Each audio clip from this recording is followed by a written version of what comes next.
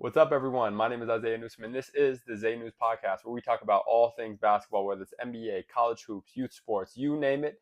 If it's about hoops, then we talk about it. As everyone knows, we are in the midst of an amazing, highly competitive playoff season, and I've loved everything about it. So I wanted to make sure I get more content to you guys because, as you know, games are dropping daily, seasons are ending, teams taking leads, teams who we thought were going to be competitive are regressing, et cetera, et cetera. And there's a lot to talk about. So without further ado, let's get into it. And look no further, especially today, than the Lakers going down 3-1 as of Sunday afternoon to the Minnesota Timberwolves. Now, I think the consensus was, maybe outside of Timberwolves fans, that the Lakers were going to win the series. I think most smart people thought this was going to be a competitive series and that the Minnesota Timberwolves, a year out from making it to the conference finals, could definitely pose some problems to us. But I'd be remiss, or I'd be lying if I didn't say that I think most people thought the Lakers were going to take care of games. I think the thought process was, at least for myself, that Minnesota this season has really struggled at the end of games in fourth quarters to close teams out. And the Lakers, with LeBron James, one of the best closers ever, and Luka Doncic, another amazing, highly clutch and efficient player, we're just going to be too much in those fourth quarters, closing out games and making plays. I don't think anyone could have foresaw um, the way things have played out to this extent and how much Minnesota's physicality is worn on guys and been the reason why ultimately they were able to take over games in those fourth quarters. So you have teams who have played, I'd say, out of the four games, three highly competitive games. Let's say two. The Lakers were in pretty much control for the most part of game two. Minnesota obviously in complete control of game one. But the last two games especially have been highly competitive, right? But what we saw is Minnesota's defense, Minnesota's pressure, and Minnesota's physicality really take a toll on the Lakers. And honestly, we just haven't had enough going down the stretch to close these games out because both games three and four were winnable games by the Lakers, but it just seemed like they ran out of gas. And I attribute a lot of that to just lineup configuration, our team's lack of depth, and ultimately just not being able to play guys for extended minutes um, down the stretch, right? So you have your superstar guys, a 40-year-old LeBron James, Luka Doncic, who are just fatigued. But I think a lot of this, I've seen a lot of different narratives out of game four, right? I've seen, people criticizing JJ Redick for playing, five guys for the whole second half, essentially putting all our cards on the table and really trying to go after it and get that game, knowing that there were going to be 2 days of rest post game four because we don't play till Wednesday. But to be honest with you, um, I don't think that's one of the things that I would criticize JJ Redick for in this series. I think so. Let me set this up for you guys. So there's been a lot of blame uh, distributing going around in the media, people talking about it, right? Like who should receive the blame? Why are the Lakers down 3-1, et cetera, et cetera. In truth, when they made the trade for Luka Doncic middle of the season at the end of the trade deadline with only, a month and a half to prepare for the playoffs, I said this when it happened. They punted on this season and their chances of winning a championship, right? Or contending for a championship. At least in that moment, that's how I felt. Now, as a Lakers fan, there was some optimism there post trade deadline when they played really well and they ran off like 10 or 12 games, were playing as one of the most efficient and best defenses in the league at the time, et cetera, et cetera. But that obviously didn't last. They came back down to earth, and we got to see what the Lakers really were. And I think for any person who was not just going based off fandom, there were a lot of roster issues in this team, and there were a lot of playing issues that you've seen on the court, defensively, when LeBron James was not on the court, not having that leader on the defensive end of the floor who's, instructing things, telling people where to go, closing out, being a high level defender. Because since that Luka trade and since really January, he's been one of the better defenders in the league for sure, and I think we can't discredit him for that. We've always known LeBron, when he wants to put in the effort, can defend, and at 40 years old, he's shown us that he can still defend at a very high level, just being a high IQ guy and making the right plays. But I digress. My point being, this is a flawed team, right? A flawed team, a flawed makeup. Um, and we knew that going in, and we knew it was going to be a tough hill to climb. Now, with how balanced the West has been and how competitive it's been, there's always been hope that the Lakers could make a run. I personally never thought that we could win a championship this year. Even if we got dealt the perfect cards, made it to the conference finals, found a way to, let's say, beat Oklahoma City, you're standing across from Boston now, right? And unless Boston has some injuries going in or something like that, they are a well-oiled machine. I'm not sure how we ultimately overcome that, right? So with that said, did I think the Lakers were going to get by Minnesota? Yes. Did I think they should have been a favorite to make it to the conference finals? Yes. But outside of that, I didn't see this as a season where we had a realistic or high probability of winning a championship, and that just is what it is. Now, with that said, it's still unfortunate to see the way they've gone out, and I think if you're going to start throwing blame around, right? I've seen people say, Luka can't defend. Luka actually in the game that we won was, I won't say he was a great defender, but he was great to his standards as a defender. And he has, outside of game 1 and game 3, where game 3 he was sick, he's really taken on the challenge, defended decently on switches, not just allowed himself to be a cone and get blown by. And I like seeing that from him, right? That shows promise.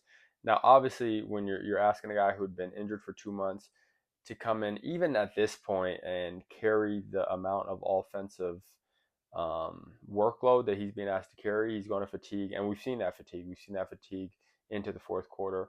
But again, I don't even blame that solely on him, because I've seen people say Anthony Edwards has been the best player in the series, and he could be, right? Like if you're they're up 3-1, right? So I think that's a reasonable argument to make.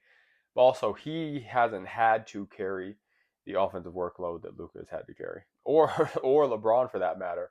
Outside of the 43 points, he might have been the third leading scorer in this series, right? And that just kind of goes to show you the weight that's being placed on the Lakers' shoulders. And the reason I bring this up and contextualize it like that is because I think if you're going to blame somebody for the way the series played out, I think JJ Redick and the coaching staff should carry a large part of the blame for the way they coach. Because as much as I think this coaching staff and JJ Redick specifically has been great this season, and they've done a lot of things well, and I think they've gotten the Lakers out of this underachieving culture, right? Like since the championship, I personally feel like, and I'm sure a lot of Lakers fans feel like, the Lakers have massively underachieved far too often, whether it's undercompeting, whether it's just not executing properly, whatever the case may be, right? And I think a lot of it has to do with just not bringing the proper amount of intensity to enough games. But whatever the case may be, I feel like the Lakers underachieved. Having two stars, LeBron still being great, having Austin Reeves, you know, um, being playing teams consistently, right? Like there could have been more, right? They could have gotten more, and I think JJ Redick has done a good job of starting to change that culture and maximizing guys and putting them in the right roles and that sort of stuff. So you got to tip your hat to him for that. But it seems like in this series, and it's, give some grace, right? It's his first playoff series as a coach. He doesn't necessarily believe, certain guys can bring things to the table. But I have to tell you, really from the jump, I didn't like the way this series had been managed. And obviously, when you're talking about criticizing coaches, Steve Nash had a great point in the Mind the Game podcast last week where he said, it's tough to criticize coaches because you don't know what's happening behind the locker room or in the locker rooms. You don't know, if guys are listening to coaches, or if they're making the proper changes, if they can make those changes, if their IQ is to a point where they understand what's being asked of them, et cetera, et cetera. And he sees that on a day-to-day basis. So this very well could be just based on some stuff that we aren't seeing. But the first thing I didn't like, just right off the bat, is Dalton Connect not getting any minutes. Now, I know everybody's going to tell me, he can't defend. He makes a lot of mistakes on the defensive end of the floor, yada, yada, yada. But I have to be honest with you. Defense has not been a problem for us at any point in the series, right? We've been able to get stops. Games have been close, again, outside of game one. And what has been a problem is scoring enough points, specifically in the fourth quarters. I think in the fourth quarter of this series, we've been outscored like 100 and some points to like 60. You know what I'm saying? So getting outscored by 40 in that quarter over the course of the series. And it's not so much me saying I think Dalton Connect could have helped reduce that, but I do think he could have taken some pressure off at key points in the game, given guys rest, so that down the stretch, LeBron, Luka, Austin Reeves had enough momentum to push and make plays when plays are needed. You know what I'm saying? And now I don't even know, with us on the brink of elimination, Dalton Connect not playing meaningful minutes at any point in this series yet. Do you throw him in there, and what do you expect out of him? Because I think, like, if you played him, let's say 10 minutes a game since game one, he is serviceable enough, and he is one of those guys that if he gets hot, that I could have saw him hitting 5 threes in one of these games, right? And those 5 threes in just one of these games could have been the difference in them winning and losing. You know what I'm saying? Maybe he shoots 1 for 5 one game, maybe he shoots 2 for 7, maybe he shoots, like 3 for 6, and then all of a sudden he gets on a heater, right? And then he goes off and he indirectly keeps you in the game long enough to keep it competitive while giving your guys some rest, and then down the stretch, your heavy hitters can take it home, right? I fully think that's something that could have happened, and I think the guys surrounding him, right? If you have Dorian Finney-Smith, Jared Vanderbilt on the floor, LeBron on the floor, Dalton Connect, and let's say Austin Reeves, right? You have 3-4 guys there who can defend and cover up some of his blemishes, if you will. So I didn't like that because I think Dalton Connect has been a guy who's been, for being a rookie, has been an extremely good pro this season. Whether he's playing 10 minutes or 30 minutes, he's been able to be very malleable, adjust to his role, and make plays. When shots are given to him, when he's had games where he's taken 25 shots, had 30, right? He's had games where he's had 6 shots, had 12, right? Been efficient. You know what I'm saying? And he's been able to adjust, which is hard for a rookie. Very hard for a rookie to be able to know their role and be that malleable. So I think, he should have at least been given a shot. And I think he was a guy, with how limited the Lakers bench scoring is, could have really had an impact on the series, in just short minutes. I'm not saying he has to play 20 minutes, right? That's a lot of defensive errors that could happen in 20 minutes. But 10 minutes, then maybe one game he gets hot, you keep him on the floor, and he really just takes some of the tension off your team because he can make shots. Mistake number 2 by JJ Redick.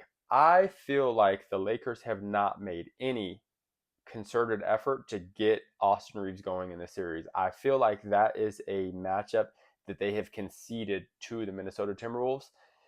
And I get it, right? I get it. The Minnesota Timberwolves are a really good team when we're talking about defense. Literally, they can switch anybody from Dante DiVincenzo on to Naz Reid on to Austin Rivers, and it could be a good cover, right? He's not the most athletic guy. He's not someone who kills you with his foot speed.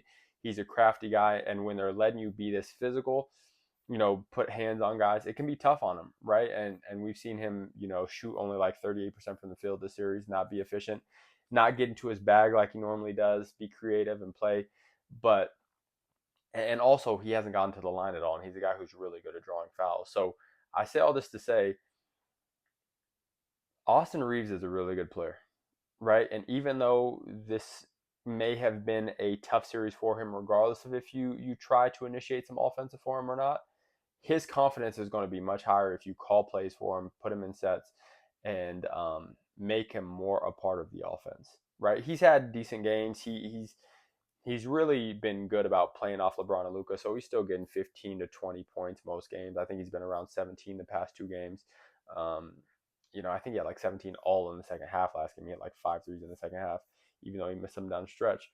But like these are all like he doesn't know when his shots are going to come. It's very tough to be efficient when you go from knowing that you're going to get 15 shots from these specific places to you just got to eat the leftovers, right? You just got to get in where you fit in type thing.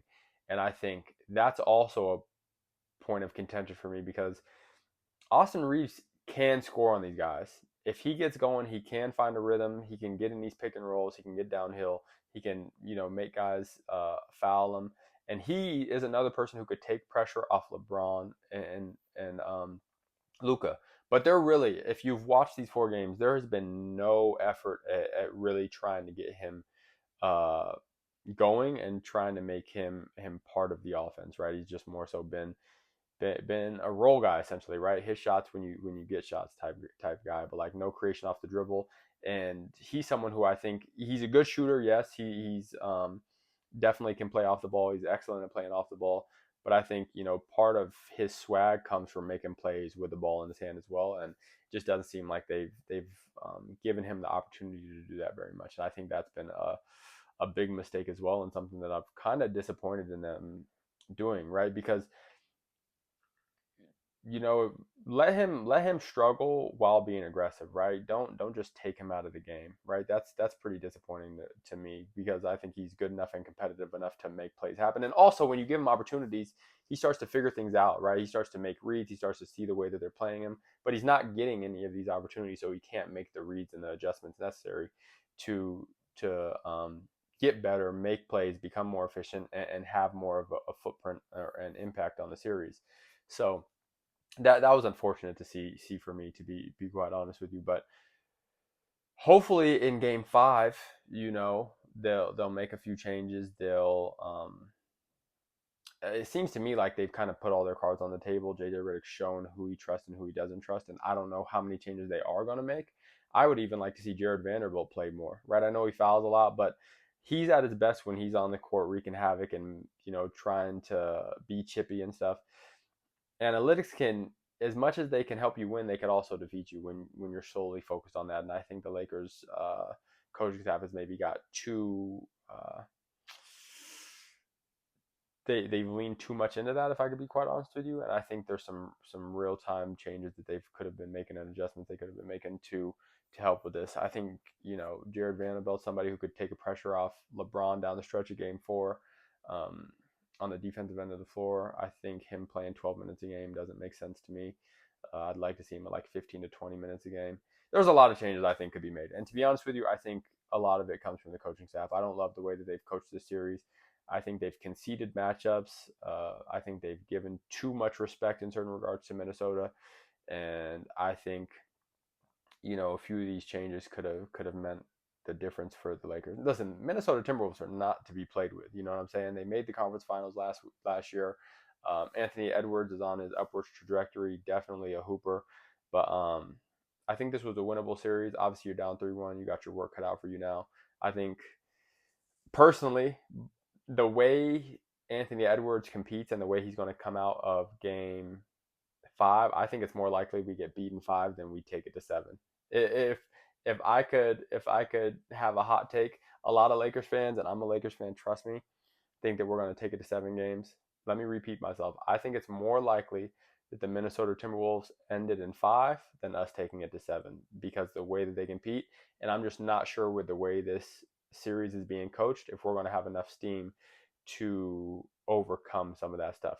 I'll be honest, there was no point in game 4 where I thought we had the game won. Up 10, I never felt comfortable with the way that game was going. It felt like as soon as Minnesota, even though there were runs happening, as soon as Minnesota put their foot on the gas, we didn't have anything for them, right? Just energy-wise, we weren't able to slow them down, right? And I think that was evident in game 4. So we shall see how it goes. I hope it goes to 7. I think if it goes to 7, booty holes are going to start getting tight. Pause, but I think that's going to be an interesting game. As good as Minnesota's role players have shot the ball in a few of these games, I would question that in the game 7, and I think it would make for a very interesting series. So hope so. Fingers crossed. But that's it for the Lakers segment. I want to move on and touch on a few new things.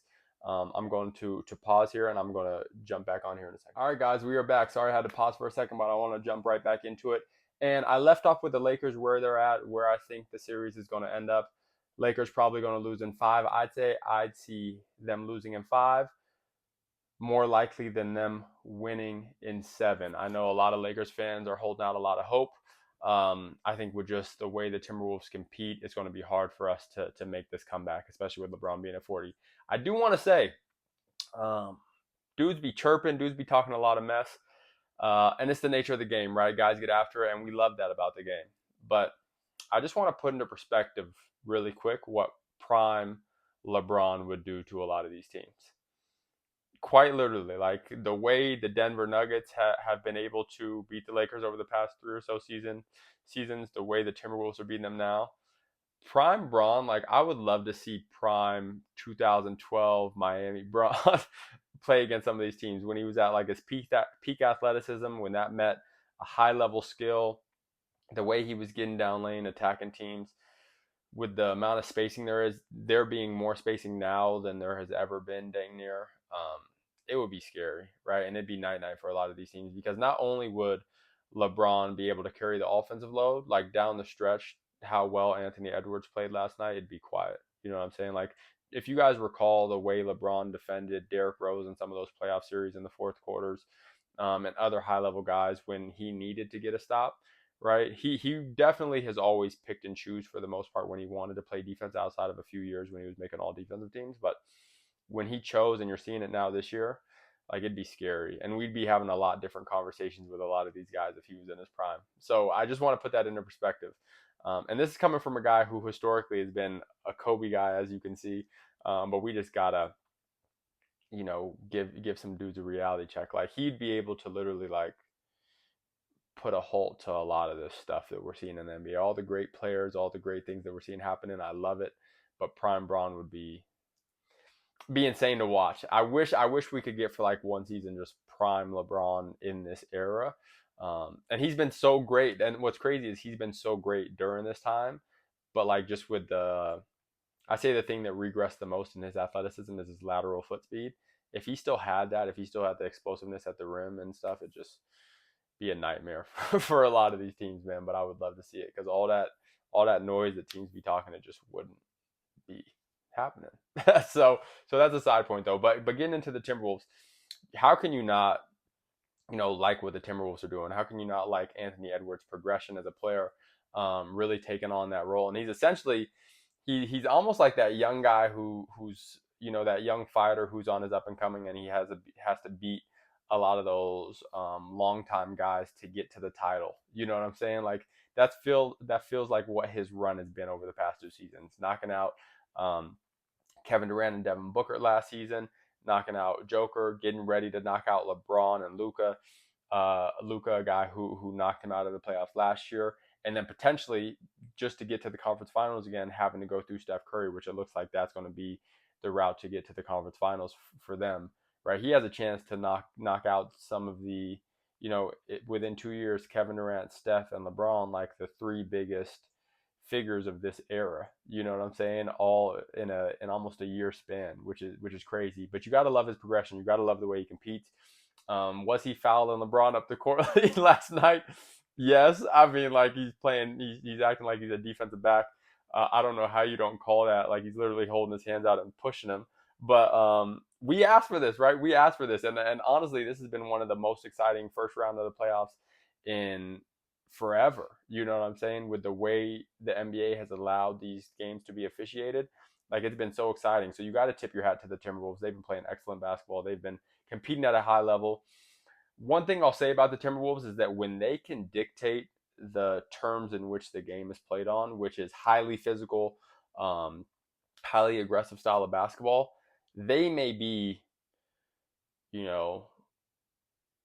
the third best team in the NBA. I still, because OKC's young and what they did during the regular season, would give the edge to OKC. And then Boston, obviously, you got to give the edge to Boston. And I think those two teams are more versatile, so they can play multiple styles of basketball and find success. But when the Timberwolves can play their style of basketball, which is ultra aggressive, in your face, pick you up full court, foul you, refs let the game play. We saw this last year for Denver. Like they're an extremely tough team to beat. And what really drove this home for me was that Denver series last season, because you saw the peaks and valleys of the Minnesota Timberwolves, meaning when they dictated the physicality and terms and pace at which the games were played, they beat Denver by like 20 on average. You know what I'm saying? And in Game 7, they were able to come back from down 20, I believe, to win that game because they started playing their brand of basketball. But on the flip side of that, there was 3 games in that series, 3.5 games in that series where they weren't able to play their brand of basketball. Jamal Murray was being more aggressive, getting downhill, handling the rock. Um, and what I've noticed is when guards are able to beat that first line of defense and score on them despite their physicality, that really takes a toll on Minnesota mentally, and that's when you start to see them not compete at the same level, start to force things offensively, don't move the ball the same way, and then you don't get the same Minnesota team. But when they're able to play their brand of basketball, literally, I would pick them over everybody but Boston and OKC, and we're seeing that. And I think honestly, them versus OKC, it's not like I'm picking OKC easily. I'm giving them the benefit of the doubt based on the season they had. I think Minnesota versus OKC would have a real chance of going 7 games. Boston's the only team I think could beat them pretty cleanly because they have the makeup to play physical with them. They have guards who can guard, guards who can switch everything, and also I think they just have quite a few more shot makers, if I'm being quite honest with you, consistent shot makers. So I would see that game going on, that series honestly going like 5, maybe 6. But I think Boston is just a tough matchup for them. But anyways, again, hats off to them. They're playing great basketball. Anthony Edwards is really coming into his own.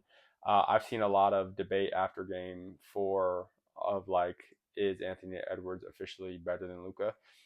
And I don't think that's a bad debate to have.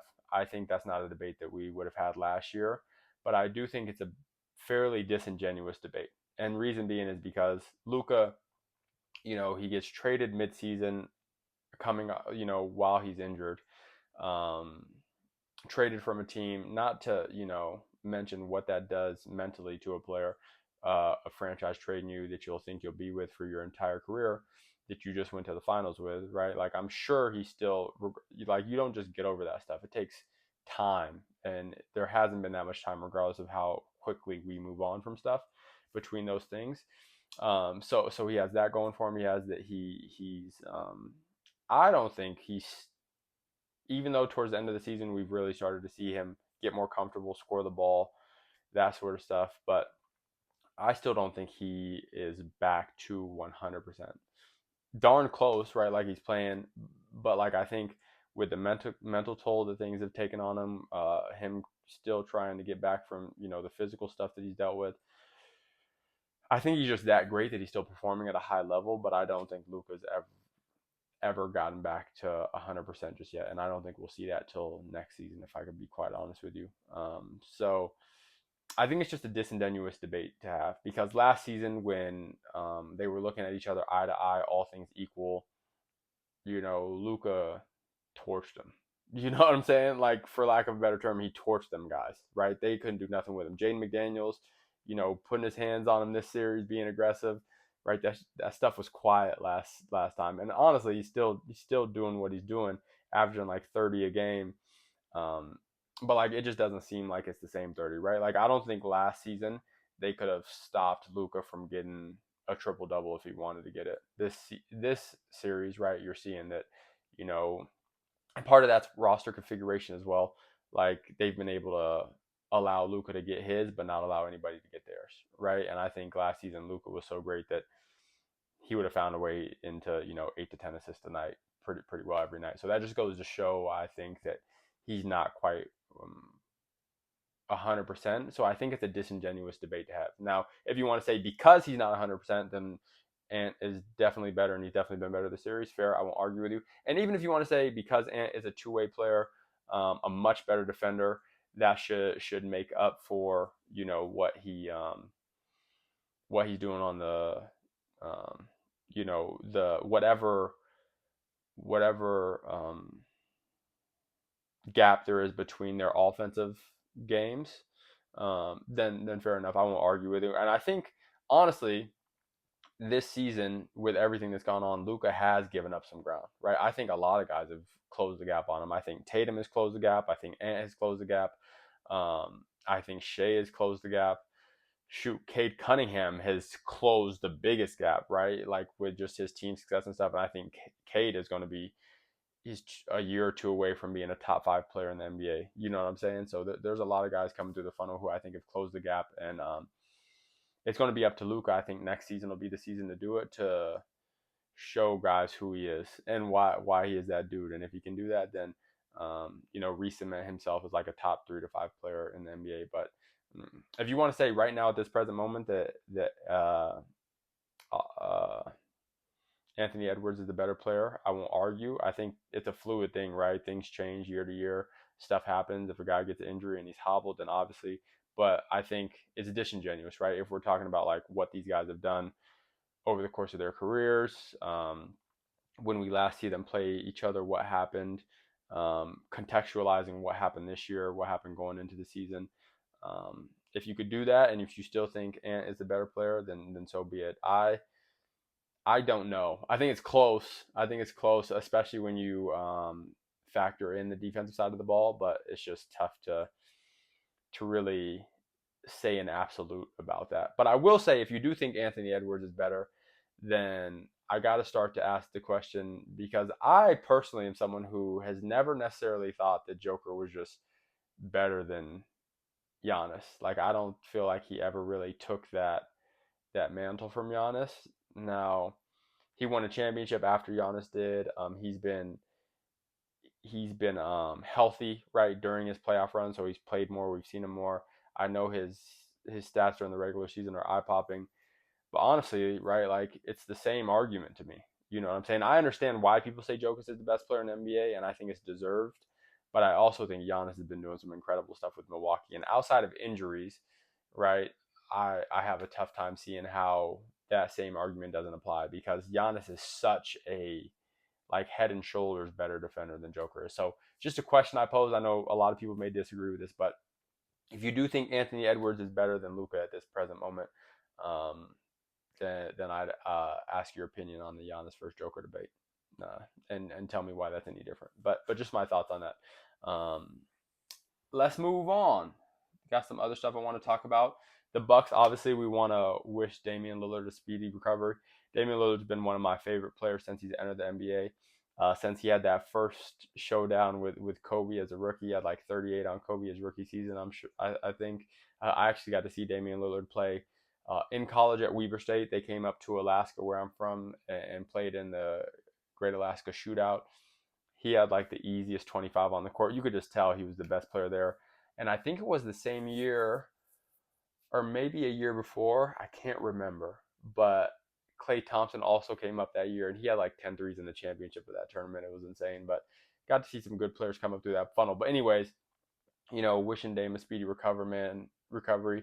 You could tell as soon as it happened that the Achilles is what had happened, just the way it happened, the issues he had previously with like that calf strain the last year, um, the blood clots he had been dealing with in the area in which they were happening. And also, I think just anytime you try to rush back into play and your body has become deconditioned, you just leave yourself up for risk like that, right? Like the risk just increase exponentially. He had such a short time to get back into game shape, right? And regardless of if you're running, if you're sprinting, if you're doing all this stuff, it is very tough to simulate games. Cutting, you know, um, impact on stuff, impact on your joints and all that stuff. It's just very tough to simulate. So when you jump in and you try and do a crash course, it just doesn't give your body the time to go and adapt, because that's essentially what you have to do, right? You have to practice, and your body then recovers and adapts. You do it again, and you just keep doing that, and you just make small adaptations day after day, in order to become, the level of condition that you want to. And he just didn't really get the opportunity for that. So it's unfortunate. Wishing him a speedy recovery. I hope he comes back better than ever. Probably will be out for the entirety of next season, and then the season after that, hopefully he'll be able to start the season fresh and get back to hooping. I know it seems like a long road to recovery, but um, be nice to see him have a few more good years before the end of his career. I know he'll be 35 when he comes back, so 2-3 good years, and end his career the right way. That would be awesome to see. With that being said, I think we got to talk about the elephant in the room. I had somebody tell me on TikTok the other day that, with as much as Giannis means to the Milwaukee Bucks, that they will never trade him. And I have to tell you guys, with the way that Milwaukee is sitting, I have to think that couldn't be farther from the truth. They have zero assets. They have very limited room to sign new people. Nobody wants to come to Milwaukee. They have like 4 guys who are going to be free agents this summer. Bobby Portis may legitimately get a better offer someplace else, right? He's a very good backup big who can score the ball and do a lot of good things. I'd like to think that the Bucks sign him back, but that's not a guarantee. I wouldn't be surprised if there's a team out there that wants to pay him more than the Bucks want to pay him. You lose Bobby Portis. Brook Lopez is a free agent too. I think he's someone that you should probably move on with at this point. I think you guys got to update your rosters and get something a little bit different, unless you want to bring him off the bench, unless he wants to play a bench role. But he could probably go start for another team and still play like 20 to 25 minutes a game. So he may want a different role as well. It's just such... They have so many limitations. I don't know what they do. They have no draft capital. Honestly, I think for Giannis's sake and for the team's sake, the best option may be to trade Giannis. Unfortunately, and as bad as that sounds, because I would like to see Giannis make another run at a championship with the Milwaukee Bucks, but the chances of that happening are like 0 to none. Who do you sign? Who do you sign in free agency that's going to come to Milwaukee and make you a competitor? You still have Dame, even though he's hurt. You still have his $60 million a year on the books over the next 2 years. So you're limited in cap space and who you can sign. There's not just role players out there who are going to make, profound differences. And even if you are able to assemble, some decent role players together, let's say you get sign 4 guys who can really make an impact and are good role players and whatnot, you still have an empty point guard slot because your point guard's hurt for the next 2 seasons.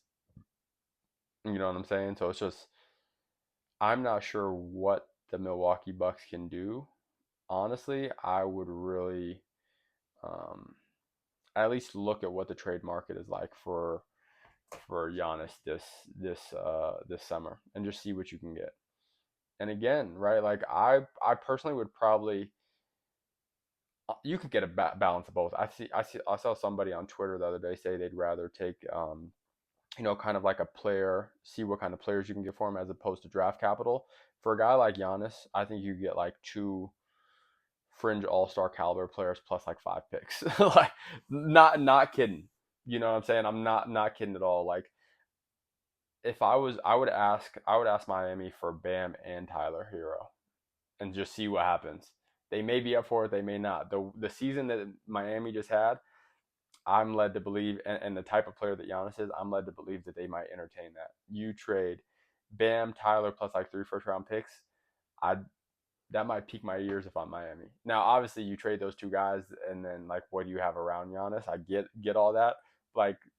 I'm sure there are a ton of players who you could get to come to Miami. You know what I'm saying? As opposed to coming to Milwaukee, and they've done a better job at managing their assets and stuff. So, and I could think of a few more. I'm sure. You know what I'm saying? I could think of a few more around the league that would do that. I saw somebody say, would the Rockets do Jalen Green and Sengun for Giannis? Yes. Yes, you would. Yes, you would. You would do that. Yeah. And the nice thing for Milwaukee is that you get that plus some draft capital, and you're still a fringe playoff team, right? So you're still a first round exit, which is what you've been for the past 3 years because Giannis has been hurt. Besides this playoffs series, which Dame has been hurt. So honestly, I think you have to look at the trade market and just see what that is like, because the way things are going for the Bucks, you're not doing Giannis any favors, and you're not doing yourselves any favors by keeping them. Maybe in terms of income, maybe he just sells tickets and he's kind of the lifeblood of that franchise. So you get people seats or butts in seats and that sort of thing, and I get that from a business perspective. But for his legacy, I think you just have to unless I'm wrong, and unless they can pull a rabbit out of the hat, like I just don't know what they do moving forward to make them um, a legitimate contender, which is what Giannis deserves and what I hope they can do. So we'll see. Okay, last thing. Just want to talk about potential Eastern and Western Conference Finals. So I think it's pretty clear what's going to happen in the East. To be honest with you, I think the the Boston Celtics are going to make the Eastern Conference Finals. I think the Knicks get by Detroit in 5 or 6 games, but um, you got Jalen Brunson who's hobbled. I think their lack of consistent defense is just going to be tough to make that a series. I think they're talented enough to make it a series versus Boston, but I think ultimately they're going to lose in like 5, maybe 6 games. On the other side of that, you got Cleveland who's been playing high at a high level. I love the way they closed out the Heat last night. Just absolutely took their spirits from them. Right, they were not playing around. They didn't let their foot off the gas one bit. I love that. Um, I think Cleveland deserves the nod over the Pacers, even though I think the Pacers play a unique style of ball that could present some changes, some challenges for Cleveland, and I think they could even take a game or two off of them.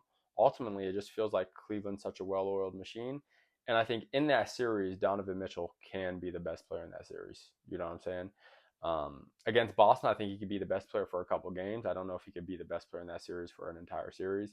Against the Pacers, um, I think he's better than Tyrese Halliburton. I think he's better than Pascal Siakam, and I also think their team's depth and the way they compete is just at a very high level. So I'd like the Cavs to go against the Celtics, and I think that's an interesting matchup. I think Boston ultimately wins, but Cleveland has been so competitive and they've played so hard all year.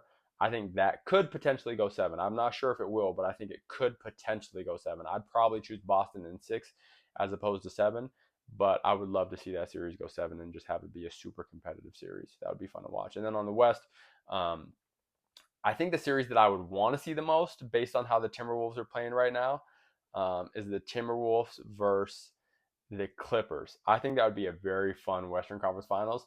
I think the Timberwolves get past the Lakers, in 5 or 6 games. I think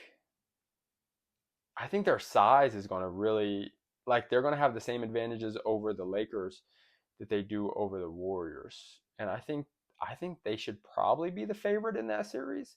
That'll be an interesting one. The thing about the Warriors that I like is that they're not so hell strung on playing isolation basketball and they really run sets.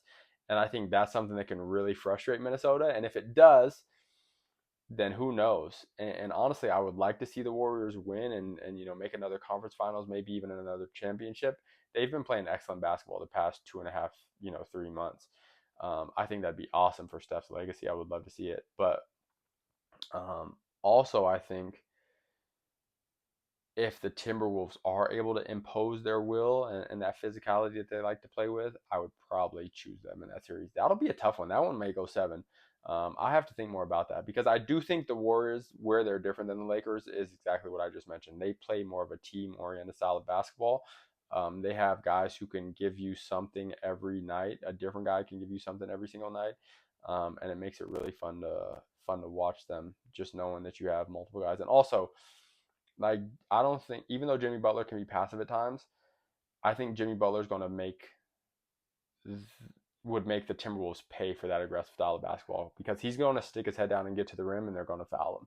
So I wouldn't be surprised if he shot like 15 free throws a game in that series, to be honest. With the way that they're playing, with the way the Timberwolves are playing this series, look at how LeBron just got to the line that last game. And they were all fouls. Don't tell me that they're not fouls. The Timberwolves foul. I saw Julius Randle complain at a media timeout about how many times LeBron was at the free throw line. They foul a F ton. The reason they don't get them all called is because they foul so often. They set the tone, and that's what you're supposed to do, right? You set a physical tone. Refs have to adjust because if not, you're going to be fouled out by halftime. And then that's what happens. But they foul a ton. Anthony Edwards, like I said, checking LeBron at the line like he's a defensive back was a foul. He fouled him 5 times. Each time you're doing that, what is that? That's a foul. If at the end of the game somebody comes up to you if a ref knows that a player's trying to get a foul at the end of a game to stop the clock, and they go up and they touch somebody like that, what does the ref do? They call a foul. All of those were fouls. Now, I don't think you need to call them, whatever, it's competitive, what have you, but they foul a ton. So, with that being said, I forgot the point I was trying to make. Oh, Jimmy Butler. So, with that being said, Jimmy Butler is going to take advantage of that, and he's going to make you call fouls. He's going to get downhill. He's going to get to the rim. Um, and the Timberwolves are going to have to adjust. So the more that I'm talking through this, maybe the Timberwolves shouldn't be the favorite in that series. I think their size and athleticism and physicality, if they can impose that, then they are the favorites. But I do think the Warriors they're such a well-oiled machine. Um, they have systems and measures to kind of counteract some of that stuff. So we shall see. That's a fun series, actually. I would really like to see that series now that I'm talking through it. So yeah, I don't know, but that'll be a fun one to watch. Ultimately, I think the Timberwolves versus the Clippers would be a very entertaining series to see. I think most likely OKC gets to the conference finals, and then you got OKC versus either the Warriors or the Timberwolves, right? Because I don't see the Lakers coming back down from 3-1, to be honest with you, with the way these games have looked. So let me know what you guys think. It's been so fun to watch, man. I've really enjoyed the playoffs this year. They're letting these boys play, man. They're letting them get after it, play really physical, and it's made for some great series. So we'll see if these teams keep it up. We'll see how this Lakers series ends up. Let me know if you guys agree that it's more likely the Lakers lose in 5 than they do take it to 7. A lot of people have it going 6. We'll see back in Minnesota. I don't know. I'd like to say that I think the Lakers, will be tough enough to pull out this next game at home. But also, I just know we just don't have a big enough well to dig into. Meaning, like, I think the starting 5 will push. I think they'll play well. I think they'll,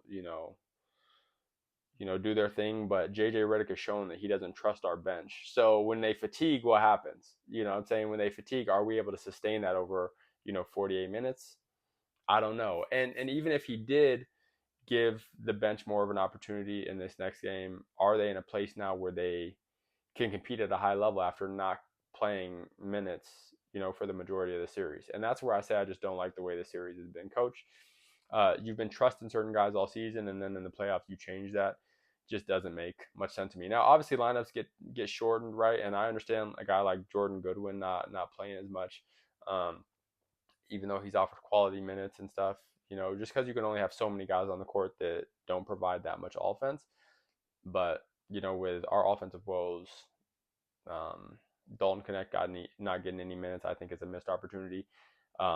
Not making it a point to get Austin Reeves going at any of these games, I think it's a missed opportunity, and I think it's the reason we're paying for it down the stretch. So we shall see, but I don't got a good faith, and I'm someone who thought the Lakers would win in 5 or 6.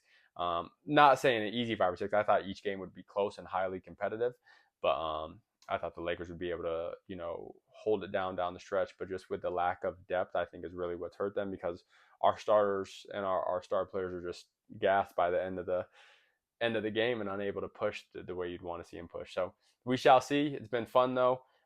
Remember, if you guys like the content, like, subscribe, leave a comment. Let me know what you guys think. Let me know if you disagree with me, if you think I'm absolutely crazy. I'm going to continue to drop content throughout the playoffs, letting you know my opinions.